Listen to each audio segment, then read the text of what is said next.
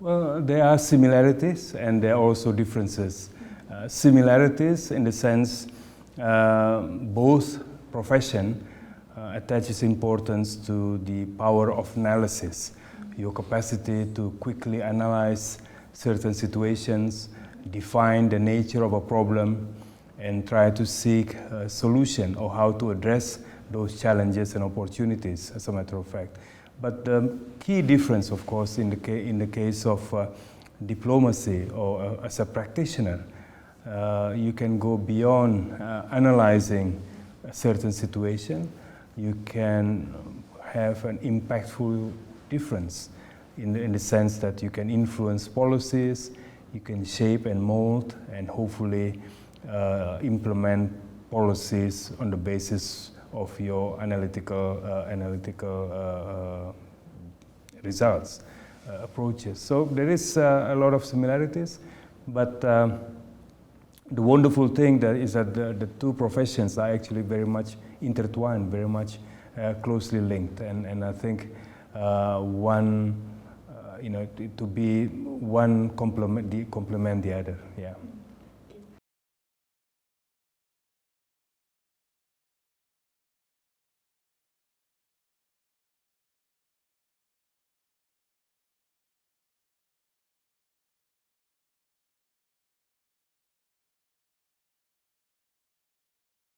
Well, Indonesia itself, much like Southeast Asia as a whole, defines diversity.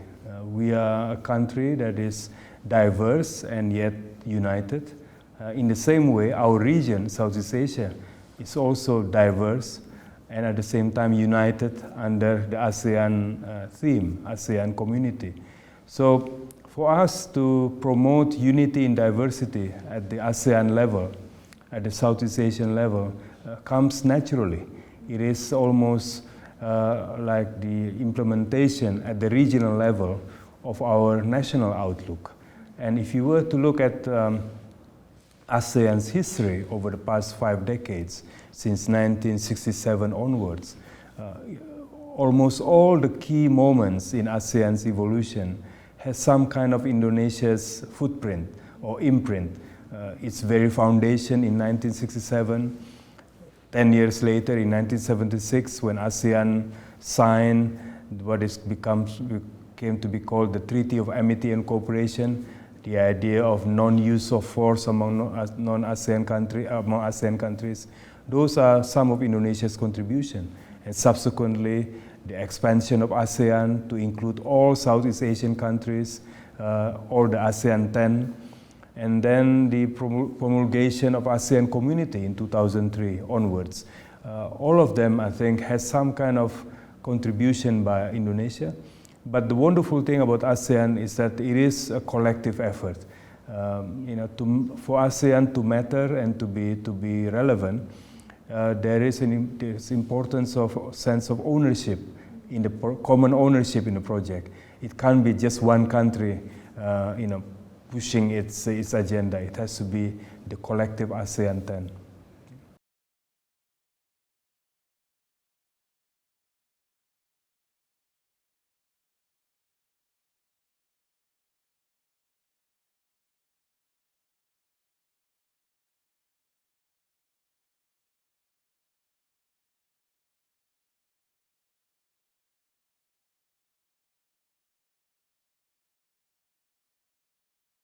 Well, there is no one size fits all. Every region, every sub-region, Southeast Asia, Northeast Asia, have its own unique features, unique challenges, and unique opportunities based on historical past and possibilities for the future. But at the same time, I think it's always useful to compare notes, what others have done, especially to learn from others' mistakes, rather than necessarily from other successes. But one thing for sure in the case of Southeast Asia, there is emphasis on the importance of resilience and persistence of efforts. Peacemaking is a process, it's not an event.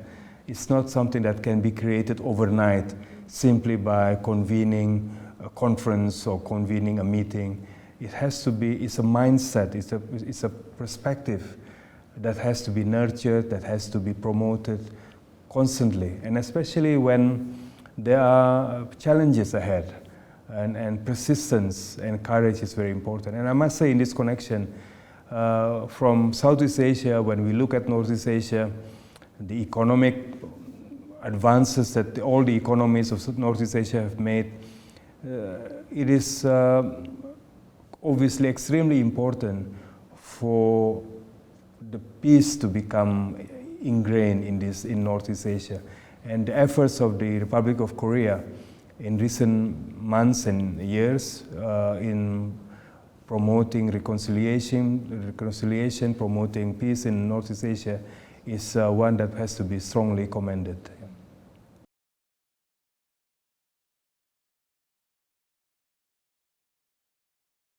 Well, we have done our modest contributions.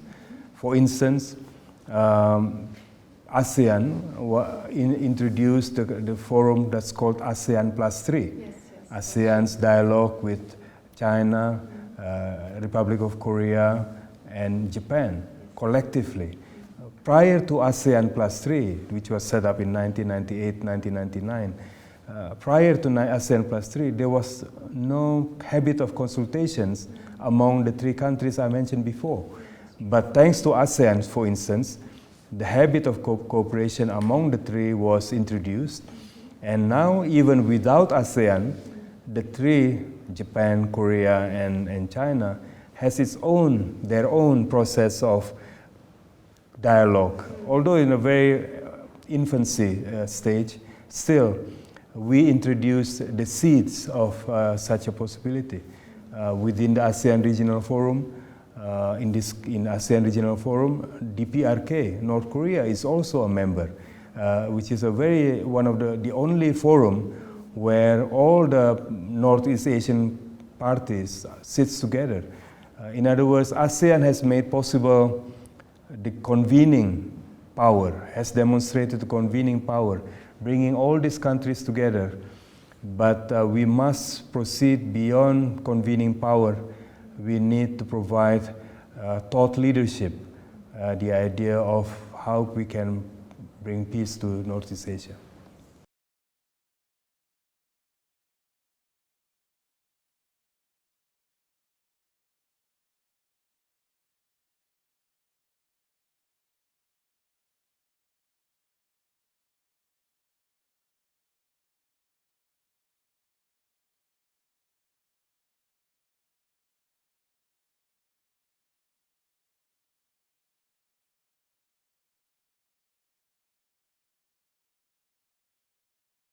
Well, one can look at the policy in at least two ways, internal to the Republic of Korea and external to it. I think the first one, internal to the ROK, the Republic of Korea, it is extremely important. It reflects the Republic of Korea's recognition of the importance of ASEAN and India, in the case as I understand it as well, internally within Korea's internal priorities. So this is a very important development for Korea to recognize this reality and to take concrete action in this regard. But externally for ASEAN, it simply reaffirms our belief and vindicates our policies of the past that has consistently bring in Korea to various ASEAN's architecture building in our region. The ASEAN Plus 3, ASEAN Plus 1, East Asia Summit, ASEAN Regional Forum, the Regional Comprehensive Economic Partnership process. All of them, ASEAN never fail to invite and to include Korea as an important partner in the endeavor. And now to have, through the new Southern policy, it's a reaffirmation that it hasn't been a one-sided effort. It's not only ASEAN reaching out, but now there is a clear recognition from Korea itself that they want to be part of this common effort. Yeah.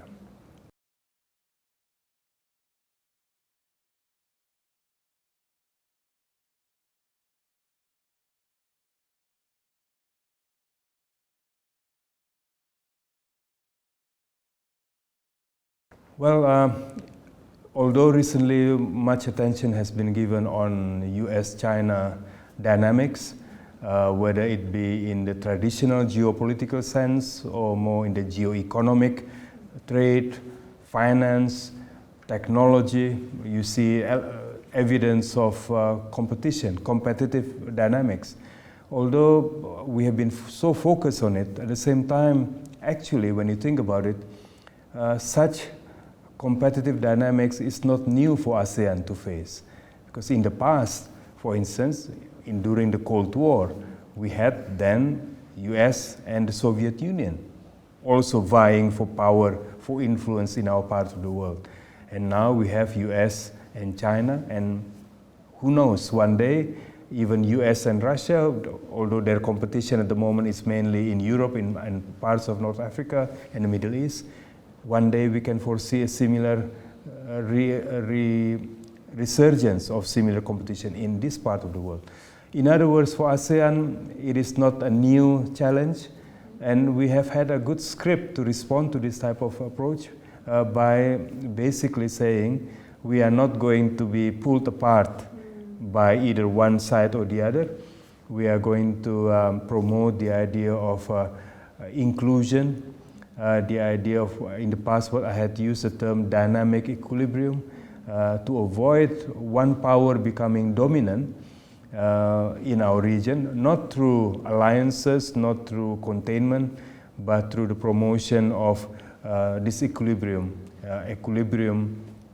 that is dynamic, involving all the various countries concerned. So for ASEAN, this is not a new situation, and it's one that ASEAN will no doubt manage in a good way.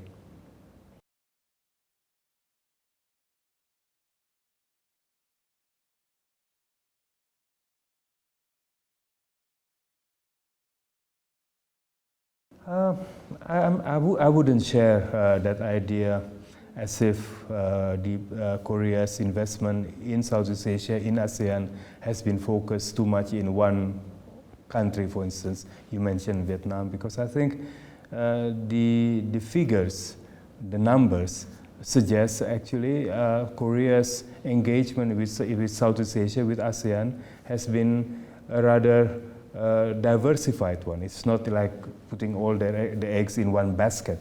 Of course, recently probably there's been some attention on Vietnam, but this is a win-win proposition. It's not a mercantilist either or. If Vietnam and Korea prosper by having greater investment and trade, all of us in Southeast Asia also benefit.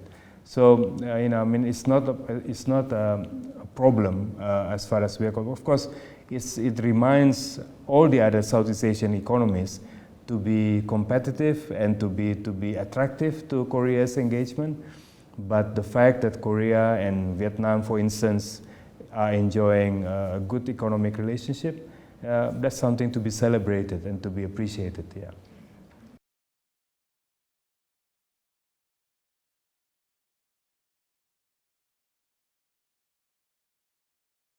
Well, Indonesia and ROK's relationship has been one of the most important bilateral relationship that Indonesia has been promoting in recent years.